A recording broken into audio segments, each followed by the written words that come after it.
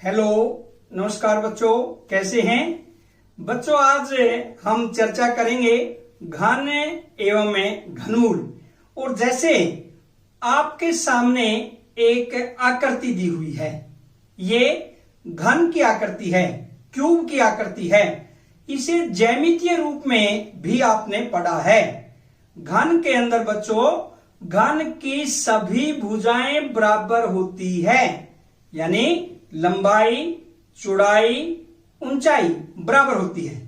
और हम आपके सामने जो आकृति है, इसकी भुजा a सेंटीमीटर मान लेते हैं कि इस घन की प्रत्येक भुजा, या हम ये कहें लंबाई, चौड़ाई व ऊंचाई a सेंटीमीटर है। तो ज्यामितीय रूप में घन किसे कहते हैं? एक ऐसी ठोस आकृति है जिसकी सभी भुजाएं बराबर होती है, यानी ऐसी ठोस आकृति जिसकी सभी भुजाएं बराबर होती है उसे हमें घन कहते हैं। और घन का आयतन किसके बराबर होता है?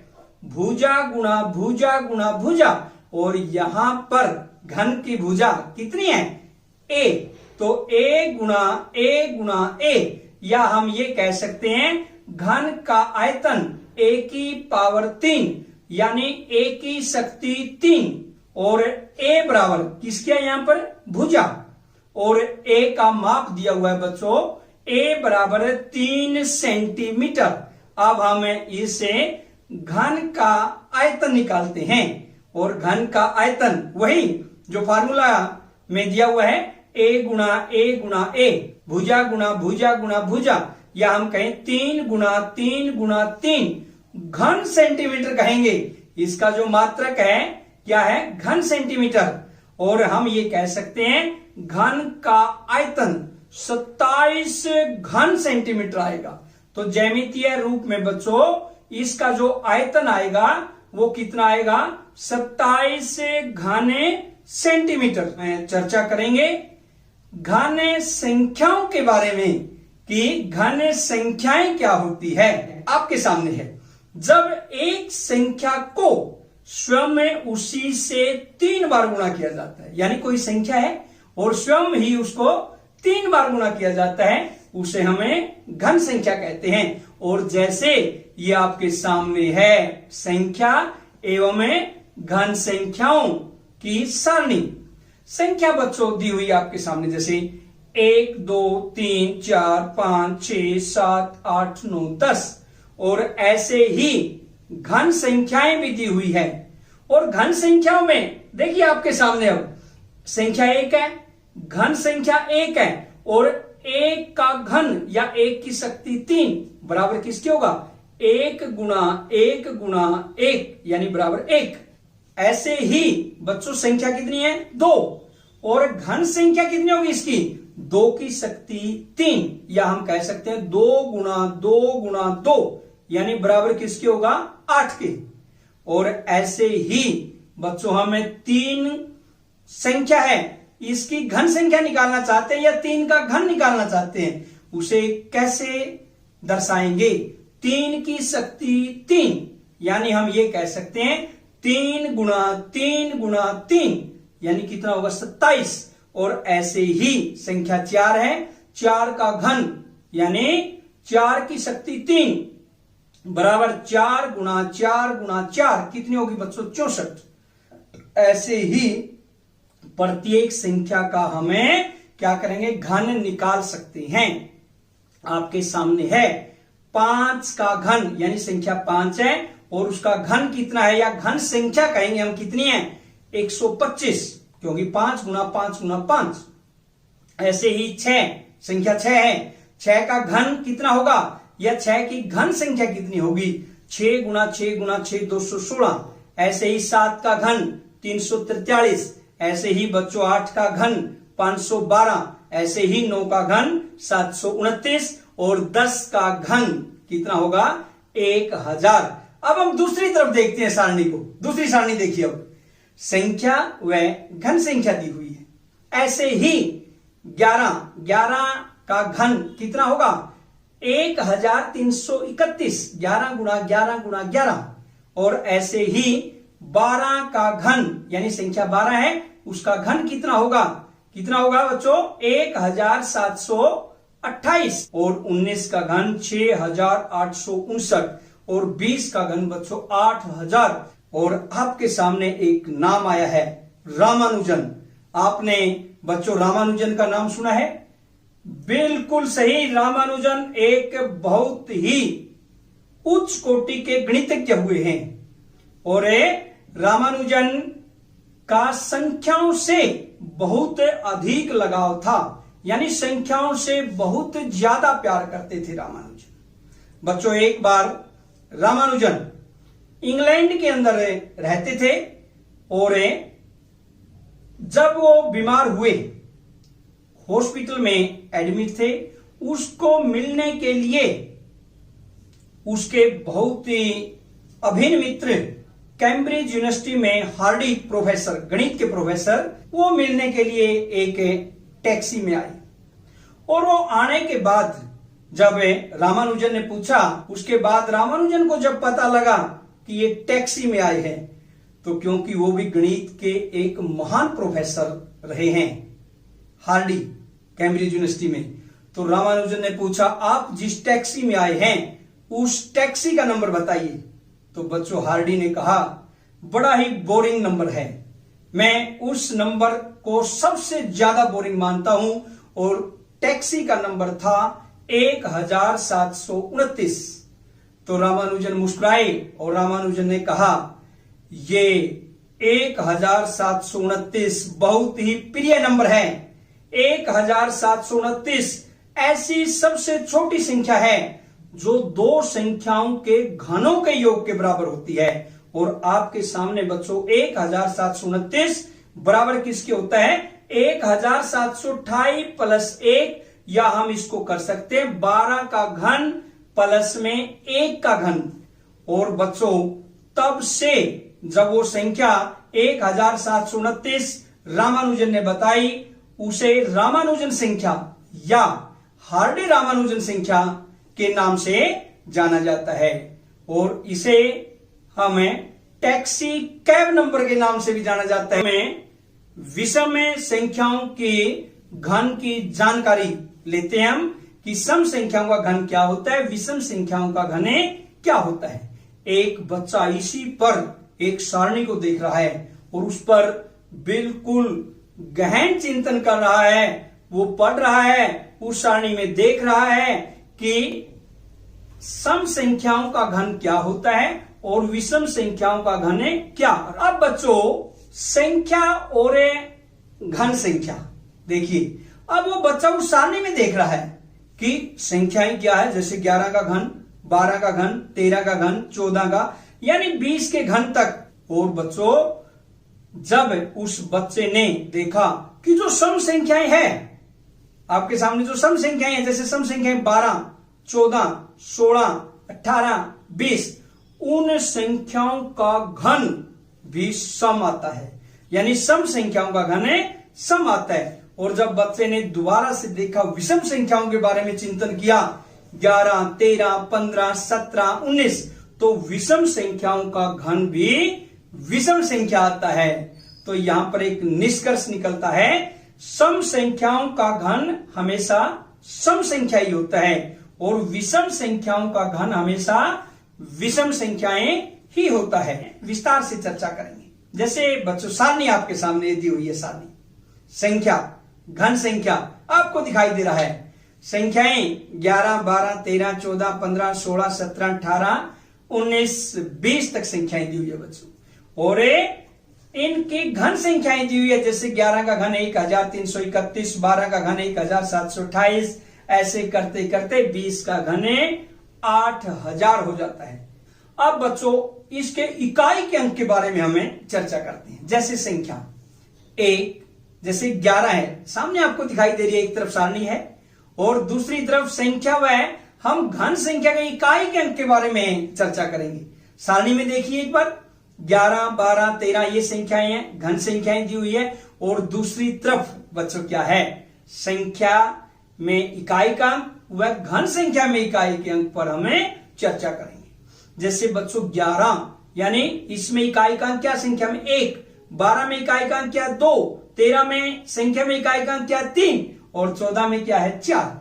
यानी हम कह सकते हैं संख्या में इकाई का अंक 1, 2, 3, 4, 5, 6, 7, 8, 9 और 0।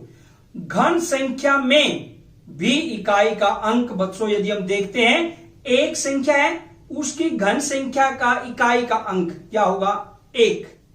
2 में बच्चों संख्या कितनी है 2 और उसमें घन संख्या में इकाई का अंक कितना 8। जैसे देखिए 12 आपके सामने सारणी में 12 का घन 1728, यानी संख्या में इकाई का अंक 2 है और घन संख्या में इकाई का अंक 8। यानी हम कह सकते हैं अगर संख्या का इकाई का अंक 2 है तो उसकी घन संख्या का इकाई का अंक हमेशा 8 होता है। ऐसे ही बच्चों जैसे 13 है, 13 में आप सारणी है सामने 7 में सारणी में देखिए 13 इकाई का अंक क्या 3 और इसका घन देखिए 2197 है, कितना आएगा 7। घन संख्या में इकाई का अंक 7 है। यानी हम कह सकते हैं कि जिस संख्या का इकाई का अंक 3 है उसकी घन संख्या का इकाई का अंक हमेशा 7 होगा। ऐसे ही यदि संख्या का इकाई का अंक 4 है उसके घन में क्या होगा 4। अगर 5 है तो घन संख्या में 5 और अगर 6 है तो घन संख्या में 6 और अगर 7 है बच्चों तो क्या होगा 7 में देखिए उसकी घन संख्या का इकाई का अंक 3 होगा। और 8 में देखिए बच्चों क्या है 8 में घन संख्या का इकाई का अंक क्या होगा 2। अगर 9 है तब भी इकाई का अंक हमेशा 9 ही आता है और अगर 0 है बच्चों संख्या का इकाई का अंक तो उसकी घन संख्या का इकाई का अंक भी हमेशा 0 आता है। सिर्फ अगर घन संख्या और संख्या में अगर हम अंक की बात करते हैं इकाई के अंक की, अगर 2 है तो 8 आएगा घन संख्या, अगर 3 है 7 आएगा, 8 है 2 आएगा और 7 है 3 आएगा। बाकी यूं के यूं रहते के प्रतिरूप के बारे में चर्चा करते हैं। रोचक प्रतिरूप के बारे में बच्चा देखता है और बच्चा क्या महसूस करता है, क्रमागत विषम संख्याओं को जोड़ना। यानी बच्चा देखता है कि क्रमागत विषम संख्याओं का जोड़ और घन में आपस में क्या संबंध है, वो रोचक के प्रतिरूप देखता है। अब देखिए बच्चों आपके सामने दिखाई दे रहा 1 बराबर 1 या हम कह सकते हैं 1 का घन, यानी 1 का घन 1 ही होता है। और अब आपके सामने देखिए 2 विषम संख्याएं हैं 3 + 5 कितना हुआ 8 और ये हो जाता है 2 का घन। और ऐसे ही अब आपके सामने क्या है बच्चों 3 विषम संख्याओं का योग 7 + 9 + 11 कितना हुआ बच्चों 27 या हम ये कह सकते हैं 3 का घन। और बच्चों अब 4 विषम संख्याओं का योग 13 + 15 + 17 + 19 कितना होता है 64 या हम बच्चों इसको कह सकते हैं 4 का घन। और ऐसे ही अगर हम 5 विषम संख्याओं को जोड़ते हैं 21 + 23 + 25 + 27 और प्लस में 29, इनका योग बैठता है 125 और ये होता है बच्चों 5 का घन। अब देखिए इसमें क्या रोचक प्रतिरूप है, ऐसे ही 6 का घन आ जाता है, उसमें 6 विषम संख्याएं, ऐसे ही 7 का घन आ जाता है, डैश डैश डैश ऐसे लगाया हुआ है मैंने। इसका अर्थ क्या है, जो आपको ये डैश डैश डैश आपके सामने दिखाई दे रहा है, इसका अर्थ 6 का घन, 7 का घन, 8 का घन। और लास्ट में अब देखिए क्या यह रोचक नहीं है, योग 10 की पावर 3 प्राप्त करने के लिए, यानी योग 10 की पावर 3 प्राप्त करने के लिए कितनी क्रमागत विषम संख्याओं की आवश्यकता होगी। तो बच्चों आप सोचिए एक बार, बिल्कुल सोचिए कि अगर 10 की पावर 3 यानी 10 की शक्ति 3 हमें प्राप्त करना है, कितनी क्रमागत विषम संख्याओं की आवश्यकता होगी। और कितनी क्रमागत विषम संख्याओं की आवश्यकता होगी बच्चों 10। चर्चा करते हैं पूर्ण घन संख्या पर कि पूर्ण घन संख्या क्या होती है। और अगर हमें इस पर विस्तार से चर्चा करें तो हम पाएंगे, क्या पाएंगे कि यदि किसी संख्या में प्रत्येक अभाज्य गुणनखंड 3 बार आता है, यानी प्रत्येक अभाज्य गुणनखंड बच्चों कितनी बार आता है? 3 बार आता है, तो वह संख्या एक पूर्ण घन संख्या होती है। हम इसका एक एग्जाम्पल करते हैं, एक उदाहरण करते हैं, जैसे 216। अब हम इसका क्या करते हैं? अभाज्य गुणनखंड निकालते हैं एक बार इस संख्या की। सबसे पहले इकाई का अंक 6 है, 2 से भाग होगा। 2 से कितने पर चलता है? 108। अब 108 में फिर देखिए बच्चों, इकाई का अंक 8, इसका मतलब 2 पर फिर भाग होता है। 2 से भाग देते हैं, कितना आता है बच्चों? 54। 54 में फिर इकाई का अंक 4 आ जाता है। इसका अर्थ बच्चों फिर ये 2 पर फिर भाग होता है और कितना आ जाता है? 27। 27 में बच्चों जब हम देखते हैं इकाई का अंक कितना है? 7 और इकाई का अंक 7 2 से भाग नहीं होता, तो हम 3 से चेक करते हैं। 3 से कौन कौन सी संख्याएं भाग होती है? यदि अंकों का योग 3 से भाग हो। 27 में 2 + 7 9, 9 3 से भाग होता है। इसका अर्थ बच्चों यह संख्या 3 से विभाजित होती है। अब बच्चों 27 को जब हम 3 से भाग देंगे, 3 9 पर चलेगा, यानी भागफल 9 आएगा। 9 पर चलता है, फिर 9 को 3 से फिर भाग देंगे, कितने पर चलेगा? यानी भागफल कितना आएगा? 3। और लास्ट में बच्चों देखिए 3 पर चलेगा, 3 एकम 3, यानी भागफल 1 आता है। इस प्रकार 216 के अभाज्य गुणनखंड आपके सामने है। 216 के अभाज्य गुणनखंड बच्चों आपके सामने है। 2 गुणा 2 गुणा 2 गुणा 3 गुणा 3 गुणा 3।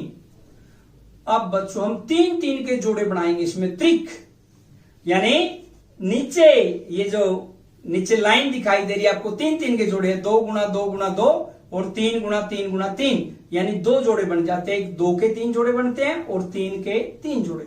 इसका अर्थ बच्चों ये एक पूर्ण घन संख्या है, क्योंकि पूरे त्रिक बने हैं इसमें। 3 के जोड़े पूरे बने हैं, कोई संख्या शेष नहीं है, इसलिए ये एक पूर्ण घन संख्या है। ऐसे ही हम दूसरा उदाहरण देखते हैं एक और बच्चों,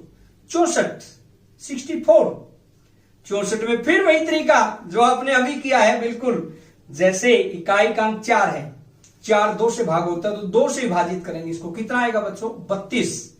32 में फिर इकाई का अंक 2 आ जाता है और इकाई का अंक 2 से भाग होता है, फिर हम 2 से विभाजित करेंगे, कितना आएगा? 16 को फिर इकाई का अंक 6 है, 16 में फिर 2 से विभाजित करेंगे, कितना आ जाएगा बच्चों?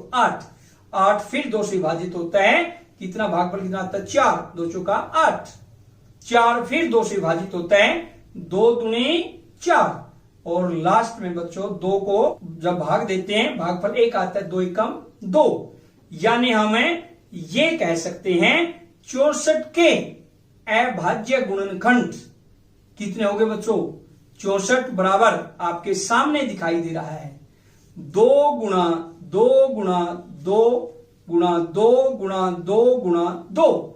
यानी यदि हम त्रिक बनाना चाहें, इनके जोड़े बनाना चाहें 3 के, यानी 1 3 2 स्टार्टिंग में आगे 2 गुणा 2 गुणा 2, एक त्रिक ये बन जाता है, दूसरा एक और बन जाता है।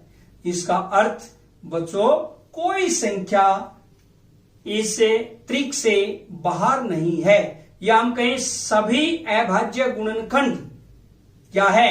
3 के जोड़े में है, उसको छोड़कर अन्य कोई भी संख्या शेष नहीं है, इसलिए यह एक पूर्ण घन संख्या है। अब हम चर्चा करेंगे एक बहुत ही इंटरेस्टिंग ट्रिक, शॉर्ट मेथड, संक्षिप्त विधि, जैसे हमने वर्ग संख्याओं में भी की थी। 1 से लेकर 1000 तक वर्ग ज्ञात किया था, उसमें शॉर्ट ट्रिक लगाकर। एक तो घन जब हम ज्ञात करते हैं, उस संख्या को 3 बार गुणा कीजिए स्वयं को, जैसे हमने 9 का घन ज्ञात करना, 9 गुणा 9 गुणा 9 ऐसे करते हैं, तो उसका घन संख्या आ जाती है। अब हम चर्चा करेंगे शॉर्ट ट्रिक, संक्षिप्त विधि, कि आप खेल खेल में ही देखेंगे, इसमें एंजॉय भी आएगा, आपको मजा आएगा बच्चों, करके देखिए खेल खेल में कि आप इस मेथड से, इस विधि से घन संख्या निकाल कर देखिए, और फिर जिसका आप घन निकालते हैं उस संख्या को स्वयं 3 बार गुणा कीजिए, आंसर सेम आएगा। अगर सेम आता है आपकी विधि बिल्कुल सही है। तो बच्चों एक उदाहरण से हम करते हैं, एक एक्टिविटी टाइप है ये, जैसे 23 का घन निकालेंगे। ध्यान से सुनना बच्चों, ये बहुत ही संक्षिप्त विधि है और इसमें आप किसी भी संख्या का, 2 अंकों की संख्या जैसे 99 का घन, 98 का घन, 97 का घन, यानी 1 से लेकर 100 तक घन हम इस विधि से खेल खेल में ही निकाल पाएंगे। जैसे 23 का घन, इसके नीचे लाइन लगी हुई है, 1 2 के नीचे, 1 3 के नीचे रेखा लगी हुई है। तो सबसे पहला काम हमारा क्या होगा बच्चों, 2 के नीचे रेखा, 2 का घन निकाल देंगे 8, और एक साइड में 3 का घन निकालेंगे एक तरफ, कितना आ जाएगा 27।